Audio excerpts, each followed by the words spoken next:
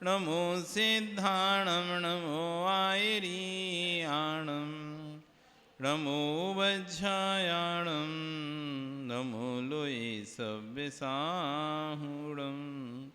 बोलिए अनंत अनंत से परमेष्टि भगवान की, आदि ब्रह्म आदिनाथ भगवान की, वर्तमान शासन महावीर भगवान की, आचार्य गुरु विश्व सागर जी महाराज की, अहिंसा में विश्व धर्म की।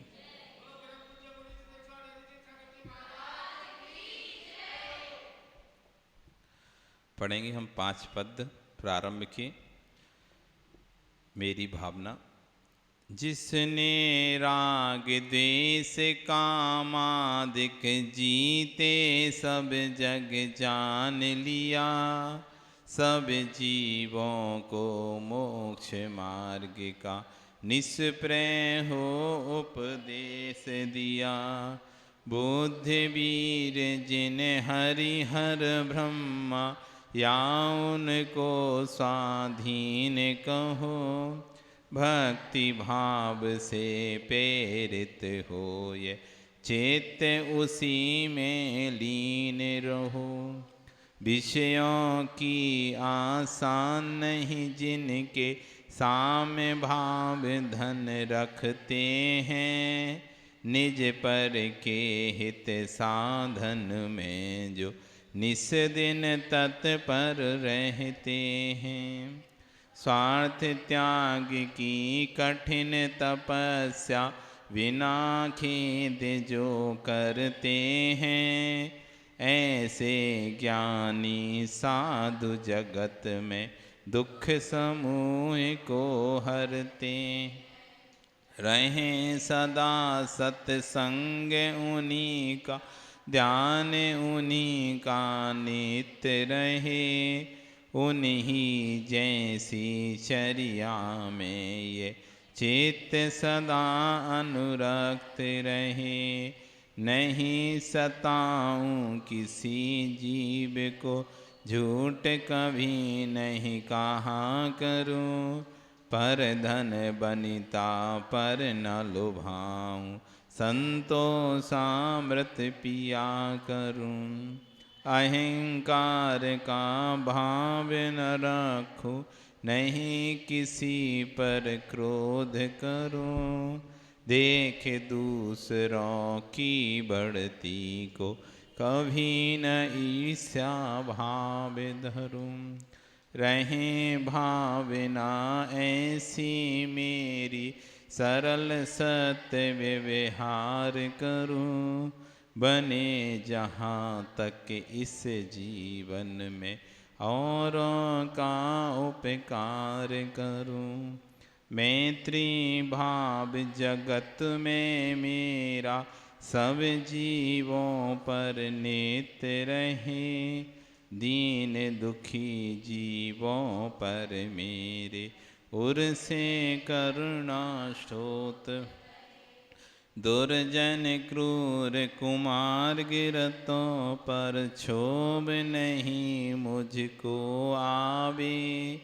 साम्य भाव रखूं मैं उन पर, सी परिणति हो जावे। इस तरह हमने 5 पद यहाँ पर पढ़े। पंचम पद यहाँ पर चल रहा है, जिसमें कह रहे हैं मैत्री भाव जगत में मेरा सब जीवों पर नित्य रहे। यहाँ एक शब्द दिया मैत्री। किसे कहते हैं मैत्री? मैत्री यानी मित्रता। क्या होती मित्रता? क्या होते मित्रता के मायने? किसे कहा जाता है मित्र? मित्र हम बोलते तो हैं मित्र मित्र मित्र, पर मित्र है कौन वास्तव में? तो आचार्य भगवान शिवारी स्वामी महाराज भगवती आराधना में मित्र की परिभाषा करते हुए कहते हैं कि 2 प्रकार के मित्र होते हैं। एक आपके अनुकूल मित्र और एक आपके प्रतिकूल मित्र। अनुकूल मित्र समझते हैं किसे कहते हैं? अनुकूल मित्र जैसा आप चाहें वैसा वो कहें आप हाँ तो वो भी हाँ, आपने ना तो उन्होंने भी ना। वो कहलाता है अनुकूल मित्र। आपकी हाँ में जिसके राज में रहियो उसकी वैसी कहियो, ऊंट बिलगुआ ले गो हाजू कहियो। समझ में आया कुछ? जिसके राज में रही हो उसकी वैसी कहियो, ऊंट बिलगुआ ले गो, यानी ऊंट को बिल्ली उठा के ले गई। बिल्ली किसको उठा के ले गई? ऊंट को ले गई, हाजू कहियो। तो हाँ, उसने कहा कि ऊंट को बिल्ली ले गई, तो हाँ ले गई बिल्ली ले गई। अब ऊंट को कभी बिल्ली ले जा सकती है क्या? लेकिन ऐसा मित्र मिल गया, तुमने कहा कि ऊंट को बिल्ली ले गई, तो हाँ ऊंट को बिल्ली ले गई। तो ये हो गए आपके अनुकूल मित्र। कौन से अनुकूल मित्र हो गए? कि जैसे आपने कहा वो उसमें कोई विचार नहीं किया कि वास्तविकता में ये हो भी सकता है कि नहीं हो सकता। एक पहले कहानी चलती थी, लाल भुजक्कड़ चाचा। पाठक्रम में एक कहानी आती थी, लाल सूझबूझ का दूसरा नाम लाल भुजक्कड़ चाचा। उसका नाम था चाचा लाल भुजक्कड़। मतलब कोई भी ऐसी वस्तु नहीं थी जिसके बारे में बता ना सके। हर प्रश्न का उत्तर उसके पास रहता था, हर प्रश्न का जवाब उसके पास रहता था। एक बार क्या हुआ, गांव में से हाथी निकला। अब हाथी निकला, लेकिन गांव वाले ने कभी हाथी नहीं देखा था। अंधेरे में हाथी निकल गया, और गांव वाले ने कभी हाथी देखा नहीं था। उस नगर में कभी हाथी, दूर दूर तक उन्हें हाथी का नाम ही नहीं पता था कि क्या होता है हाथी। निकल गया हाथी। अब सुबह जब गांव वाले उठे तो देखते हैं कि बड़े बड़े पांव, गोल गोल बड़े बड़े पांव। ये किसके पांव हैं? अभी तक जितने जानवर देखे किसी के पांव तो ऐसे होते नहीं है। सबके पांव में ऐसे पंजे वाले रहते हैं, छोटे छोटे रहते हैं। इतना बड़ा पंजा किसका हो सकता है? अब सब उधेड़ बुन में लगे, उधेड़ बुन में कि किसका इतना बड़ा पंजा हो सके, किसका इतना बड़ा पंजा हो सकता है। अब पर किसी को समझ में नहीं आ रहा कि किसका पंजा हो सकता है इतना बड़ा। तो आखिरी में सबने सोचा कि चलो लाल भुजक्कड़ चाचा के पास चलते हैं। उन्हें तो पता होगा ना, उन्हें के पास तो कुछ ही चीज़, सब प्रश्न का उत्तर है। जैसे गूगल, तुम्हारे गूगल के पास होता है ना, कुछ भी नहीं पता तो चलो सर्च करो, गूगल में सर्च करते हैं, मिल जाएगा उत्तर इसका। तो आप तुरंत गूगल करने लगते हो, देखते हैं गूगल में उत्तर। तो ऐसे ही वो लोग पहुँच गए। बोले कि आप बताइए पंजा किसका है? अब पता तो उन्होंने को भी नहीं था, उनने भी कहीं नहीं देखा था हाथी। तो वो बोले कि हाथी का पैर है, ये हाथी के पैर का निशान है।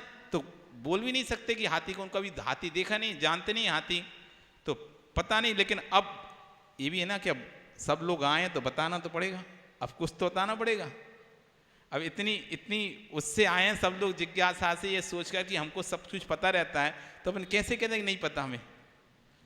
लोग कहेंगे लो इनको ही नहीं पता, प्रसिद्ध तो हैं, सब चीज़ें जानते हैं सब, तो कुछ तो बोलना पड़ेगा। तो वो बहुत सोचता है, बहुत दिमाग लगाता है। इतनी बड़ी चीज़ क्या हो सकती, बताओ क्या हो सकती इतनी बड़ी चीज़? गोल गोल इतनी बड़ी चीज़ क्या होती है? इतनी बड़ी गोल गोल चीज़ क्या होती है? बताओ क्या होती है, बता सकते हो कुछ? चक्की का पाटा। वो हाथ की चक्की दलते हैं जिससे दाल दली जाती ना, उसका पाटा कैसा होता है? गोल होता है ना, छोटा वाला चक्की रहती है पत्थर की, गोल होता है। तो उसने दिमाग लगाया, पैर में चक्की बांधकर कोई हिरण कूदा है। अब हिरण तो थे वहां पर, तो हिरण तो सबने देखे थे। तो ये निशान किसके हैं कि यहां पर पैर में चक्की बांधकर कोई हिरण कूदा है, उसके निशान है। मतलब हिरण खूनते सुनते किसी घर में घुस गया तो पैर की चक्की उसमें वो रहता ना आगे का, उसमें फंस गया होगा उसका पैर फंस गया।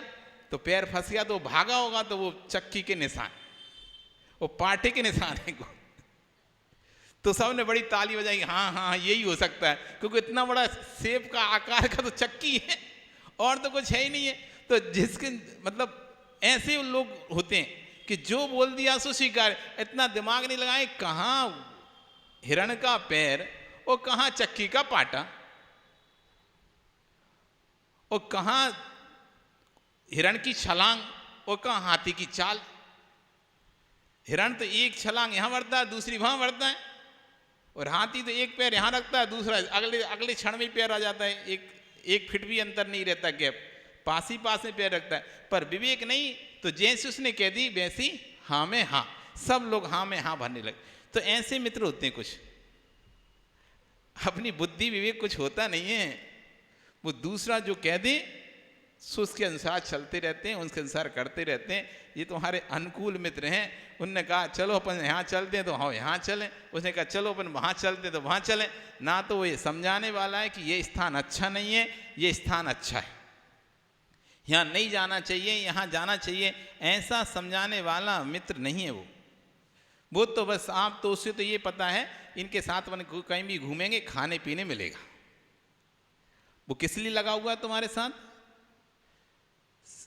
मित्र किस लिए पीछे पड़ा है तुम्हारे साथ 24 घंटे क्यों रहता है? उसे पता है इसके पास पैसा है, ये खर्चा करता रहता है, अपन जाएं कहीं किस होटल में ले जाए, कहीं उस होटल में ले जाए, कहीं कहीं ले जाए, कहीं, इसलिए इसके पीछे लगे रहो, चलते रहो, जो जैसा कहें इसको कहते रहो, अपने तो काम होता रहेगा, खाने मिलता रहेगा, पैसा इसका खर्चा होगा और पेट अपना भरता रहेगा। तो ऐसे मित्र होते हैं, इन्हें कहते हैं अनुकूल मित्र। जो अनुकूल मित्र होते हैं वे शत्रु के समान होते हैं। उन्हें आगम में कहा है अनुकूल मित्र को शत्रु कहा है। ये दिखते मित्रवत हैं लेकिन ये शत्रु हैं तुम्हारे, क्योंकि ये तुमको दुर्गति में गिराने वाले हैं। ये तुमको सच्ची सलाह नहीं दे रहे कि भाई इधर ये मत खाओ, यहाँ मत जाओ, रात में मत खाओ, दिन में खाओ, ऐसा नहीं करो, नहीं, तुम तो चलो आज इधर पार्टी करेंगे, कल उधर पार्टी करेंगे, कहीं यहाँ पार्टी करेंगे, कहीं वहाँ रात में खाएंगे, कहीं यहाँ खाएंगे, बस दिन रात पार्टी करना है और साथ में रह रहे हैं। और ये मित्र उसी तरह होते हैं ढक्कन की तरह। जैसे ही पतीली ऊपर एक ढक्कन होता है, ढक्कन, आप जब पतीली गर्म करते हैं, पानी गर्म करते हैं तो या दूध गर्म करते हैं तो उस पर ढक के आप गर्म करते हैं। जैसे ही उबाल आता है दूध में तो सबसे पहले ढक्कन गिरता है, ढक्कन गिरता है, उसकी भाप से, उबाल से ढक्कन गिरकर अलग हो जाता है। ऐसे ही जो अनुकूल मित्र होते हैं, जैसे ही आपके ऊपर संकट आता है, संकट के समय सबसे पहले गायब होते हैं। आपके सुख में तो सबसे आगे आगे दिखेंगे, सबसे आगे आगे दिखेंगे। और जैसे ही संकट आएगा, अब संकट भी समझो अलग अलग प्रकार का। एक दुख जिसमें हमें कुछ नहीं करना, आपके घर में कुछ हुआ, ठीक है, हम दुख में साथ हैं आपके, हमें इसमें कोई पैसा लगाना नहीं पड़ रहा, कोई धन संपत्ति देनी नहीं पड़ती, बस दुख में हम तुम्हारे साथ हैं। तो आप सोचो नहीं वो मित्र तुम्हारा बहुत अच्छा है, दुख में तुम्हारे हर दुख में साथ में रहता है, मतलब कोई घर में कुछ भी होता है, गमी हुई, कोई भी वो हुआ वो तो आ जाता है। ये मित्र अलग विषय है कि तुम्हारे घर में आग लगी तो बुझाने आ गया, वो नहीं। ये वाले मित्र तो बहुत मिल जाएंगे आपको, इस तरह के दुख में साथ देने वाले, कि आप बीमार हो तो पूछने वाले मित्र बहुत मिल जाएंगे। आप बीमार हो तो भैया फोन लगा के ठीक हो कि नहीं हो, इस तरह के मित्र तो बहुत मिलेंगे। और बहुत मित्रता आपकी ऐसी है कि हाँ फोन लगाता रहता, पूछते, तो आपको लगता है देखो ये तो मेरा खास मित्र है, लंगोटिया यार है, बचपन का मित्र है, हर सुख दुख में मुझे पूछता है, हर मेरे घर में के कोई फंक्शन होता है उसमें काम कराता है, शादी ब्याह का कोई फंक्शन तो सुबह से आ जाता है, शाम तक मेहनत करता है, काम कराता है। ये इस सबसे अच्छा मित्र आप क्या ऐसे निकालते ना कि ये सबसे अच्छा मित्र है कि मेरे कार्यक्रम में हाथ बटा सब, लेकिन ये विषय अलग है। अब देखना वही मित्र जो आपके सुख दुख में साथ में रहता है, यदि आपके घर में तंगी आ जाए पैसे की, पैसा खत्म हो जाए और उसको लग जाए कि अब ये मुझसे पैसा मांगेगा, अब ये मुझसे मदद मांगने वाला है, अभी तक इसने मदद नहीं मांगी और मुझे मदद करनी ही नहीं पड़ी।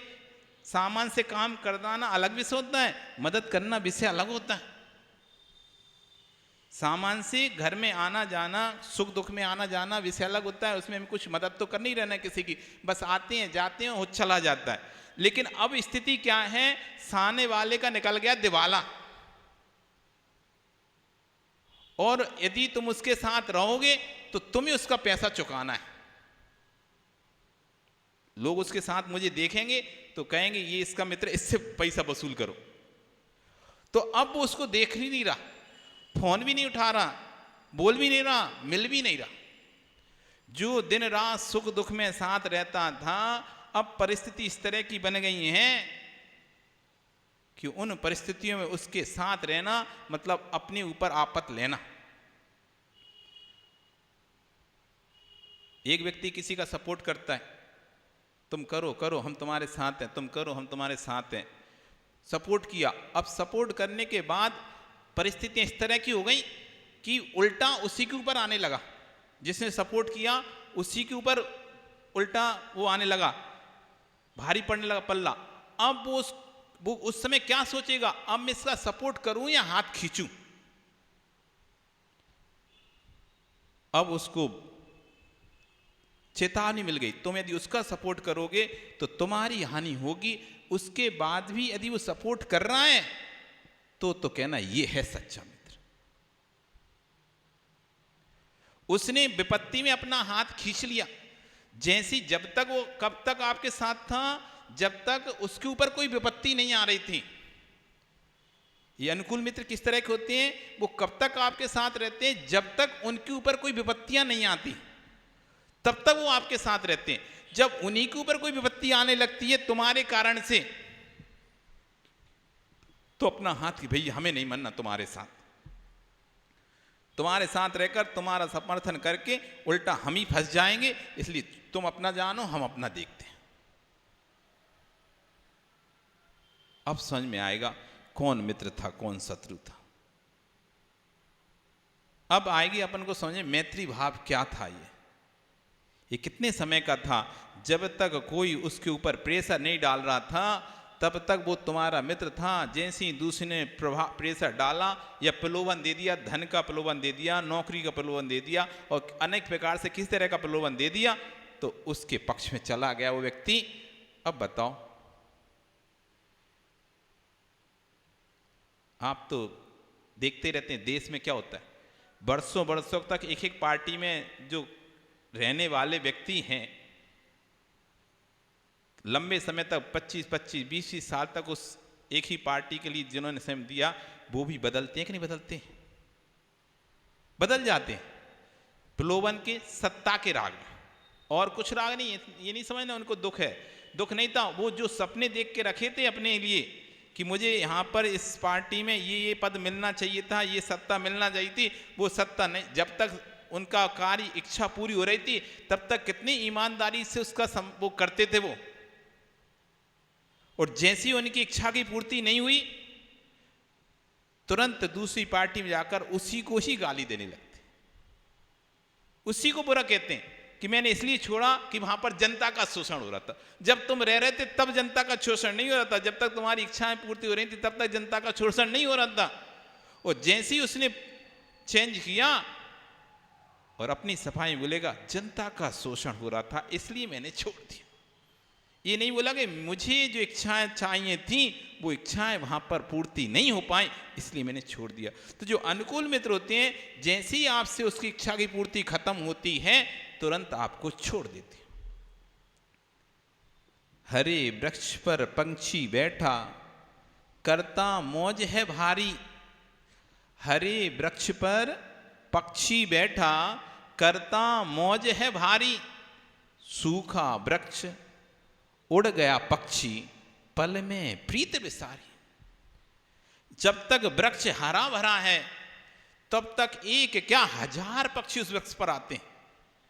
जब तक उस वृक्ष में फल लगे रहते हैं, लंबे लंबे घंटों घंटों तक उस वृक्ष पर बैठे रहते हैं, चींची करते रहते हैं, उसके फलों को खाते रहते हैं। और लेकिन जैसे ही वो वृक्ष सूखता है, सारे पक्षी एक एक कर करके उड़ जाते हैं। कोई जल्दी, कोई थोड़ी देर में, कोई और थोड़ी देर में, लेकिन समय पाकर सारे ही उड़ जाते हैं। बिल्ली कोई पक्षी है जो उस वृक्ष पर टिका रहे। वे पक्षी क्यों बैठते थे उस वृक्ष पर? ज्यादा फूले मत समाना, हमारे बहुत सारे मित्र हैं, हमारे बहुत सारे दोस्त हैं, मित्र मंडली है। ये पक्षी हैं, पक्षी, उन्हें पता है कि वृक्ष हरा भरा है, फल दे रहा है, ये वृक्ष हरा भरा है, फल दे रहा है, सो तुम्हारे घर में बैठकर ही वे पंचायत करते रहते हैं। पंचायत समझते हो ना?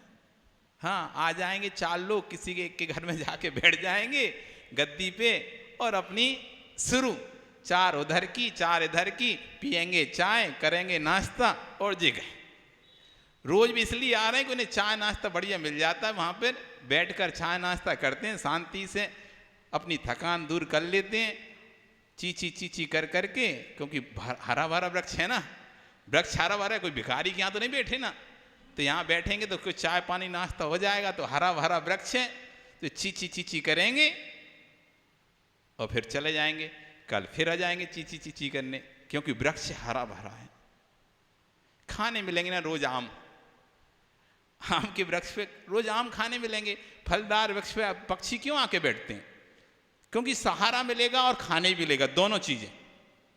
सहारा कैसा कि कोई भी शिकारी हमें तुरंत नहीं ढूंढ पाएगा, पत्तों के विषय में दुखे रहेंगे ना तो कोई भी शिकारी तुरंत निगाह में नहीं आएंगे, तो सहारा मिल गया और भोजन भी मिल गया, दोनों, भोजन भी मिलता है और सहारा भी मिलता है। इसलिए पक्षी आकर वहां पर बैठे रहते हैं और चीची करते हैं, और जब वृक्ष सूख जाता है तो समझ में आता है ना तो अभी यहाँ पे सहारा है ना भोजन है, अब दो ही नहीं मिलना, ना तो इस सूखे वृक्ष से कोई सहारा मिलना, बल्कि और स्पष्ट दिख जाएंगे, और बहेलिया नहीं पकड़ने वाला व्यक्ति हमें पकड़ लेगा, और भोजन तो मिलना ही नहीं है। ऐसी जिसकी संपत्ति चली गई, अब उसके घर में बैठेंगे तो लेनदार पड़ गए, हमें और पकड़ लेंगे, खाने चाय नाश्ता तो मिलने नहीं है, सब खत्म ही होगा उसका तो, और लेनदार और आएंगे तो अरे तू ही है इसका मित्र खास, तू ही दे अब इसके पैसे, तू ही चुका,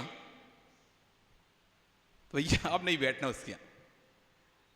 तो ये अनुकूल मित्र होते हैं जो समय पाकर अपना स्वार्थ जब तक जिनका सदता है तब तक वो आपके साथ मित्रता बनाकर रखते हैं, और स्वार्थ खत्म मित्रता भी खत्म। और हम इसी अनुकूल मित्र के धोखों में रहकर अपने आप को कभी कभी बड़े बड़े संकट में डाल लेते हैं, कभी कभी ऐसे कार्य को हाथ में ले लेते हैं ऐसे मित्रों के चक्कर में, और फिर बाद में वो पीछे पीछे अपना पीछे हाथ खींच लेते हैं, वो पीछे हट जाते हैं, आप अकेले खड़े रह जाते हो। इसको अनुकूल मित्रों को नहीं बनाना चाहिए, जीवन में अनुकूल मित्र नहीं बनाना चाहिए, बनाना है तो प्रतिकूल मित्र बनाओ। प्रतिकूल में समझते हो? प्रतिकूल मित्र वो होता है जो आपको सच्ची राह बताता है, उस राह पर चलना बताता है, गलत राह से आपके हाथ को खींच लेता है, नहीं मित्र उस रास्ते पे मत जाओ, वो रास्ता ठीक नहीं है, तो मेरे साथ इस रास्ते पर चलो। आपको जाना है रात में खाने, आपको जाना है होटल खाने, लेकिन वो कह रहा है नहीं आज अष्टमी है, आज चतुर्दशी है, आज मत जाओ, अभी पर्यूषण चल रहा है मत जाओ, अभी अष्टांगिका चल रही है मत जाओ, अभी चातुर्मास चल रहा है मत जाओ, अभी बहुत ज्यादा जीवों की उत्पत्ति हो रही मत जाओ। दिन में खाएंगे रात में नहीं खाएंगे, पर हमको तो चुभता है ऐसा व्यक्ति। अरे पूरे हमारे बने बनाए प्रोग्राम पर पानी फेर दिए इसने, तो इसके कारण ना तो खुद खाता ना हम खा पाए। हम उसको कोसते हैं ऐसे मित्र को कि तुम्हारे पास साथ तो हम रहेंगे नहीं, तुम्हारे साथ रहते हैं तो ना तो तुम खाते ना हमें खा पाते, ना तुम खाते कुछ ना हमको खाने देते, ना तुम खिलाते। हम तो उसके साथ रहे, वो हमको अच्छे से खूब खिलाता है, खूब पूछता है तुम्हारे साथ क्या रहे। तुम्हारे घर आते हैं तो तुम चाय को पूछते ना खाना को पूछते, रात में उसके यहाँ जाओ तो वो खाना भी खिलाता है, रात में चाय नाश्ता भी कराता है, वो बढ़िया, तुम बेकार। हम हमेशा प्रतिकूल मित्रों को, जो कि प्रतिकूल मित्र होता है वो हमारा सच्चा और पक्का हितैषी होता है। जब सारी दुनिया आपकी विपरीत होगी, सब लोग आपको जब छोड़ देंगे, तब वही मित्र आपके साथ होगा। लगेगा आपको शत्रु के समान, लगेगा आपको शत्रु के समान कि हमको कुछ नहीं करने देता, ये हमारे विपरीत ही चलता है, जब हमारी बात को काटता है हम जो भी कहते हैं उसके उल्टा ही बोलता है, ये इसको कुछ और है नहीं है, कुछ ही बोलना है उल्टा ही बोलना है, इसको तो हमसे विपरीत ही चलना है। वो आपका हित चाहता है, इस कार्य को करने से आपका अहित होगा, इसलिए वो आपका हितकारी है। देखने में अहितकारी लग रहा है लेकिन वह आपका सच्चा मित्र है। वही सच्चा मित्र है जो आपको विपत्तियों से बचाता है, आने वाली विपत्तियों से। ऐसे प्रतिकूल मित्र यदि आपको मिल जाएं तो कभी मत छोड़ना। सारी संपत्ति देकर भी यदि ऐसा मित्र मिलता हो तो सस्ता है। सारी संपत्ति देकर भी यदि ऐसा मित्र मिलता हो तो सस्ता है। ये मित्र आपके लिए सारे संकटों से बचा देगा। करोड़ों की सेना, 1 करोड़ संख्या में, अरबों संख्या में सेना थी, कोटि की संख्या में सेना एक तरफ और कृष्ण को एक तरफ रखा था। कौरवों ने कहा एक कृष्ण को क्या करेंगे लेके अकेले, करोड़ों की संख्या में, अरबों की संख्या में सेना, हाथी घोड़े पैदल सब मिल रहे हैं, तो वो जरूरी है कि ये जरूरी है। तो उन्होंने सेना को चुना था, लेकिन पांडवों ने अपने मित्र को चुना था। एक मित्र ही काफी है हजारों शत्रुओं से लड़ने के लिए। एक सच्चा मित्र काफी है हजारों शत्रुओं से लड़ने के लिए। 1000 मित्र कोई काम के नहीं है एक शत्रु से लड़ने के लिए। यदि वो शत्रु मित्र अनुकूल मित्र हैं आपके, तो वे आपको गलत ही सलाहें देंगे, उल्टी ही सलाहें देंगे। वो ऐसी सलाहें देंगे जिसमें उनका बचाव रहे, आपका जो होना सो होता रहे। उन्हें मतलब नहीं आपका क्या होता है क्या जाता है, कोई मतलब नहीं है। वो तो अपना उल्लू सीधा करेंगे, अपना काम देखेंगे, अपना लोटा छानो और चलते बनो। तो कह रहे मैत्री भाव जगत में मेरा, हे भगवान मेरा संपूर्ण जगत के प्रति मैत्री भाव रहे। कैसा मैत्री भाव रहे कि प्रत्येक प्राणी सुखी रहे, कोई भी मेरा शत्रु ना बने या ना मैं किसी का शत्रु बनूं।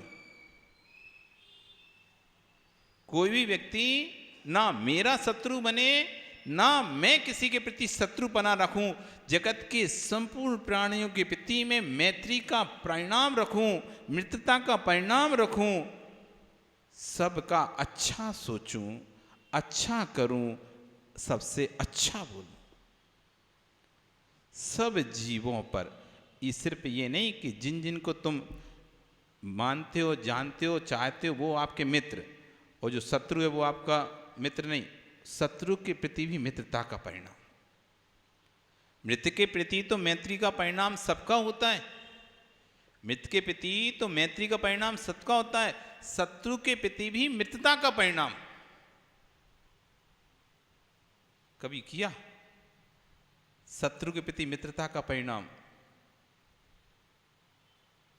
यदि शत्रु के घर में भी विपत्ति आ जाए, संकट आ जाए, शत्रु तुम हमारे किसी एक विषय के कारण से हो, लेकिन अभी संकट के समय हम संपूर्ण प्राणियों के जब हित की बात करते हैं तो संपूर्ण प्राणी में तुम भी तो आते हो। संपूर्ण प्राणियों के जब इनकी बात करते हैं, मैत्री भाव जगत में मेरा सब प्राणियों से नित्य रहे। जब सब प्राणियों से नित्य रहे तो सब प्राणियों में तुम्हारा शत्रु आएगा कि नहीं आएगा? सब प्राणियों में तुम्हारी बेटे की मां आएगी कि नहीं आएगी? सब प्राणियों आपके बेटे के पिता की मां आएगी कि नहीं आएगी? सब प्राणियों में आपके बेटे के पिता की बहन आएगी कि नहीं आएगी? नहीं आएगी। उससे नहीं रह पाता ना अपना, नंद से, सास से, अधिकतर होती किससे? अपना एक व्यक्ति सबसे अच्छा बोल लेगा, सबको अच्छा लगेगा और सबसे अच्छे से बात भी कर लेगा, लेकिन घर में अच्छे से बात नहीं कर पाता।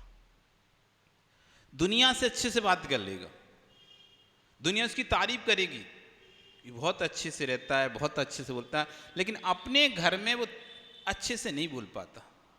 अपने घर में उसको अपनी ही परिवार के सदस्य शत्रु सम लगते हैं। दुनिया अच्छी लगती है लेकिन परिवार के सदस्य शत्रु के जैसे लगते हैं कि मेरा शत्रु है, ये मुझे कुछ भी नहीं करने देता। तो मैत्री सिर्फ हमारे जिन जिनसे हमको राग उनसे नहीं, जिसको हमें जिससे द्वेषी है वो भी यदि कभी पीड़ा में फंसे हों, कभी तड़प रहे हों, कभी दर्द से करा रहे हों, तो उनके पास ही बैठकर उनका सिर दबा देना। शत्रु आप हो गए अपनी जगह, लेकिन अभी तो आप पीड़ा से बेचैन हैं, पीड़ा से व्याकुल हैं। इंसानियत भी एक होती ना, कहते हैं इंसानियत के नाते, सब जीवों की मैत्री के नाते से मैं भी तुम्हारा सिर दबाता हूं। तुमने किया है हमारे साथ गलत, वो हम नहीं भूल पा रहे, कोई बात नहीं, लेकिन अभी तुम पीड़ा में हो, कष्ट में हो, संकट में हो, अभी तुम सक्षम नहीं हो शत्रुता निभाने के लायक, इसलिए अभी हम आपकी सेवा कर रहे हैं। जब तुम शत्रुता निभाने के लायक हो जाओगे तब निभाएंगे फिर से शत्रुता। अभी तो बिस्तर पे पड़े हो, क्या शत्रुता निभा पाओगे? चलता समय है उसका, व्यक्ति का, कभी भी प्राण उसके निकल सकते हैं, कभी भी वो जा सकता है, तो अब किस बात की शत्रुता निभा रहे हो? अब तो उसके पास जाओ, भैया तुम जल्दी से ठीक हो जाओ, अपने शत्रुता निभानी है ना, फिर से अपन को वैसी शत्रुता निकालनी है। मैं तुम्हारी सेवा क्यों कर रहा हूं, फिर से करेंगे ना अपन। अभी तो सब प्राणी पर मैत्री भाव जगत में मेरा, सब प्राणियों पर नित्य रहे। आप सगत के सभी प्राणियों में प्राणी हैं, मैं आपकी सेवा करूंगा। शत्रु के साथ भी मैत्री, शत्रु के साथ ही मैत्री।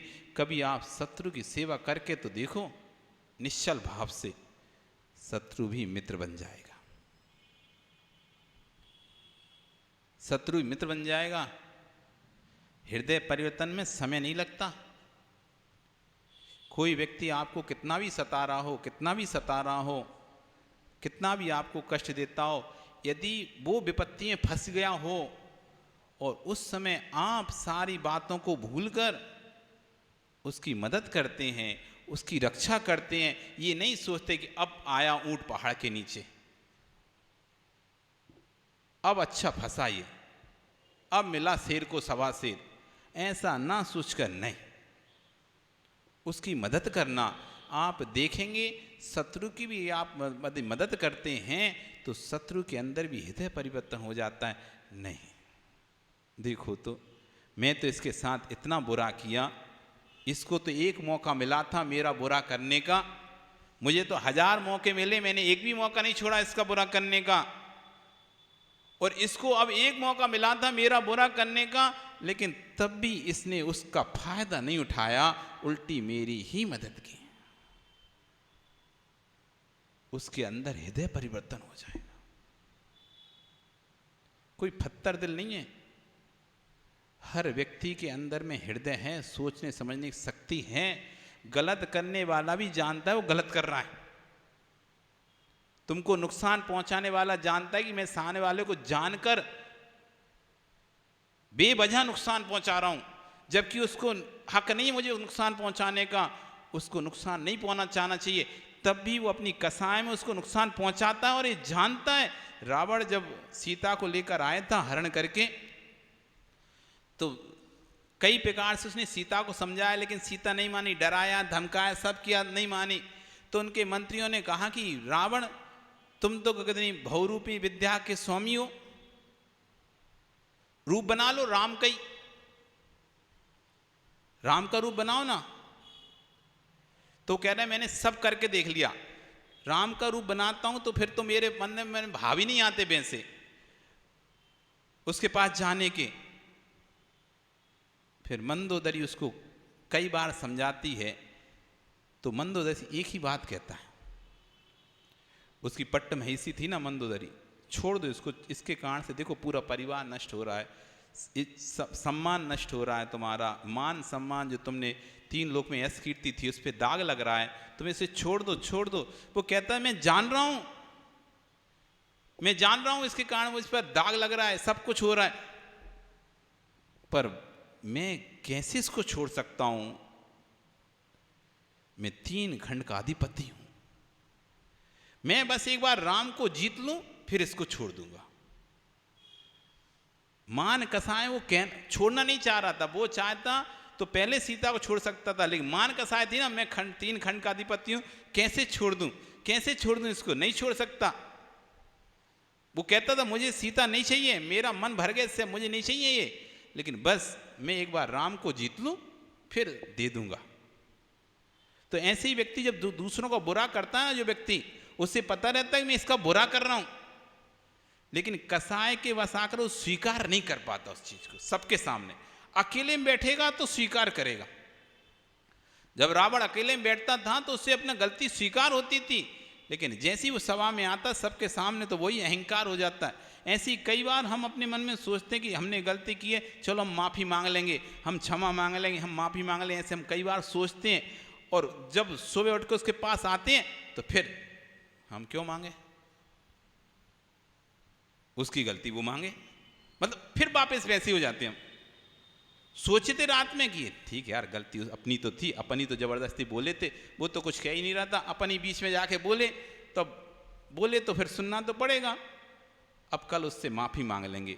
और जैसे उसके पास जाते हैं, कल तक रात भर सोचते हैं, सुबह उठ के जैसे वो मिलता है फिर वही मान का साथ टकरा दे, मैं क्यों बोलूं इससे पहले, यही बोलेगा, इसी को करना चाहिए। तो हम अपने घर में परिवार में भी ऐसे ही होता है, हम बस इस मान का साथ हम क्यों करें सेवा, इतना तो इसने हमारे साथ बुरा किया है, आज हो रहा है बुरा तो भुगते ही है, मान का साथ टकरा जाती। इसलिए शत्रु के प्रति भी यदि आपके अंदर मैत्री भाव है सब प्राणियों के प्रति, तो सब प्राणियों शत्रु भी आएगा, उसको भी जैसे आप देखो कि ये विपत्ति में है, संकट में है, पीड़ा में है, तो तुरंत उसकी मदद करने के लिए सबसे पहले पहुंच जाओ।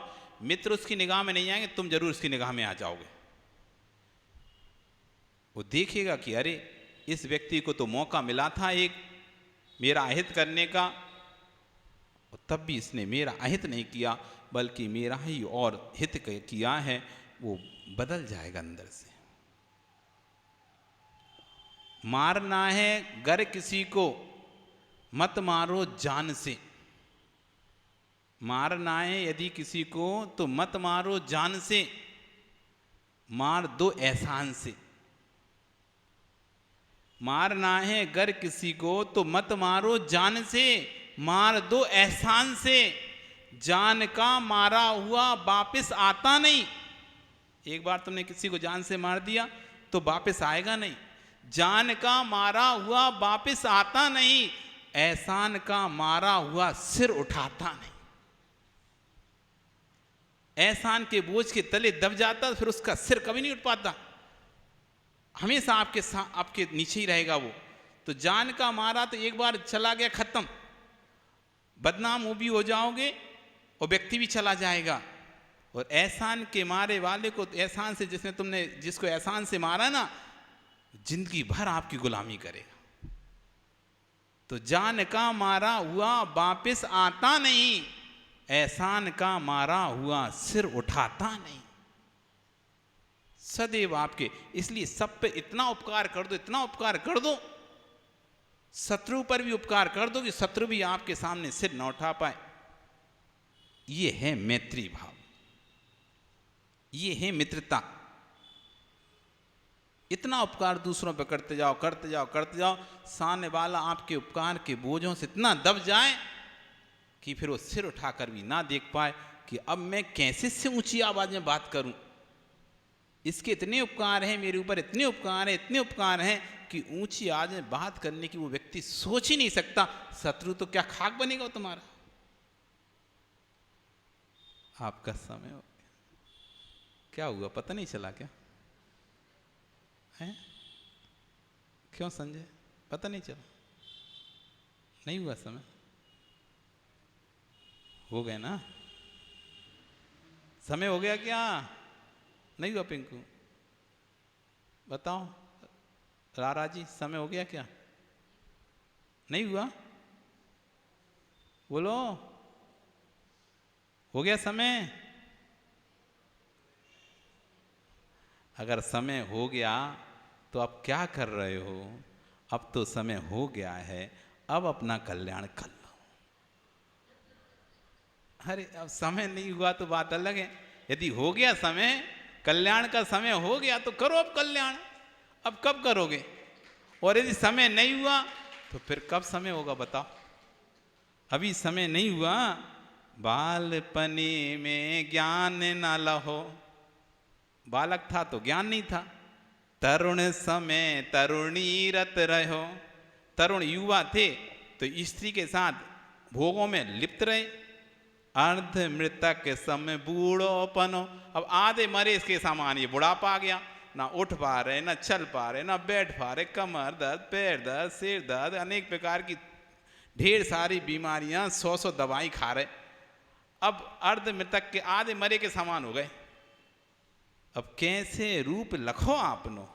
कब लखोगे अपने रूप? कब कब समय होगा तुम्हारा? आपका समय हुआ कि नहीं हुआ? अभी आपका समय तो हुआ नहीं ना। हो गया समय? नहीं हुआ? हो गया? तो अब बस समय हो गया तो कुछ करो, ठीक है ना? क्या रारा जी, समय हो गया ना? तो समय हो गया तो अब आपको कुछ करना है। यदि अभी भी नहीं कर पाए तो फिर कब करोगे? समय हाथ से निकल जाएगा। नमो अरिहंताणम, नमो सिद्धाणम, नमो आयरियाणो वच्छय, नमो जिनमाणी स्तुति। जा